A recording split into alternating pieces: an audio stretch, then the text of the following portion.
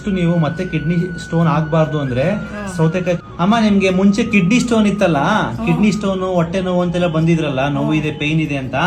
ಈಗ ನಮ್ಮಲ್ಲಿ ತಗೊಂಡ್ಮೇಲೆ ಈಗ ಹೆಂಗಾಗಿದ್ದೀರಮ್ಮ? ಅದು ಕಿಡ್ನಿ ಸ್ಟೋನ್ ಎಲ್ಲ ಹೋಗೈತೆ, ಚೆನ್ನಾಗಿದ್ದೀನಿ ಸ್ವಾಮಿ.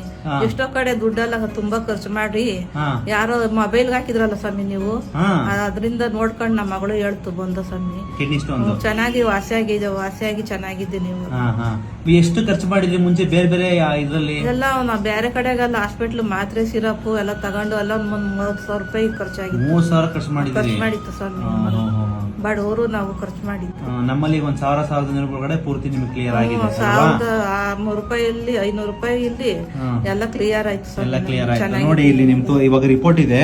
ಮುಂಚೆ ನಿಮ್ಗೆ ಕಿಡ್ನಿ ಸ್ಟೋನ್ ಇತ್ತು, ಇದು ಹೊಸದಾಗಿ ಮಾಡಿಸಿರೋದು ಈ ತಿಂಗಳು. ಇವಾಗ ನಿಮ್ಗೆಲ್ಲ ಕ್ಲಿಯರ್ ಆಗಿದೆ, ಸ್ಟೋನ್ ಏನಿಲ್ಲ. ಸ್ವಲ್ಪ ಫ್ಯಾಟಿ ಲಿವರ್ ಇದೆ, ಅದ್ ಬಿಟ್ರೆ ಬೇರೆ ಎಲ್ಲ ಆಲ್ಮೋಸ್ಟ್ ಕ್ಲಿಯರ್ ಆಗಿದೆ. ಏನೂ ಇಲ್ಲ, ಸ್ಟೋನೇ ಇಲ್ಲ. ಒಳ್ಳೇದಾಗ್ಲಿ. ನೆಕ್ಸ್ಟ್ ನೀವು ಮತ್ತೆ ಕಿಡ್ನಿ ಸ್ಟೋನ್ ಆಗ್ಬಾರ್ದು ಅಂದ್ರೆ ಸೌತೆಕಾಯಿ ತುಂಬಾ ತಿನ್ಬಾರ್ದು, ಮತ್ತೆ ಟೊಮೊಟೊ ತಿನ್ಬಾರ್ದು, ಡ್ರೈ ಫ್ರೂಟ್ಸ್ ಜಾಸ್ತಿ ತಿನ್ಬಾರ್ದು. ಕಡಲೆ ಬೀಜ ಎಲ್ಲ ತಿನ್ನಿ, ಕಡಿಮೆ ನೆನೆ ಹಾಕ್ಬಿಟ್ಟು ತಿಂದ್ರೆ ಒಳ್ಳೇದು. ಡ್ರೈ ಫ್ರೂಟ್ಸ್, ಮೊಸರು, ಹಾಲು, ನಾನ್ ವೆಜ್ ಎಲ್ಲ ತಿನ್ನಿ, ಕಡಿಮೆ ಪ್ರಮಾಣದಲ್ಲಿ ಬಳಸಿ.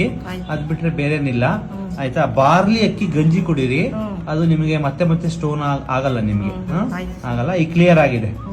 ಒಳ್ಳೇದಾಗ್ಲಮ್ಮ, ಒಳ್ಳೇದಾಗ. ನಮಸ್ತೆ.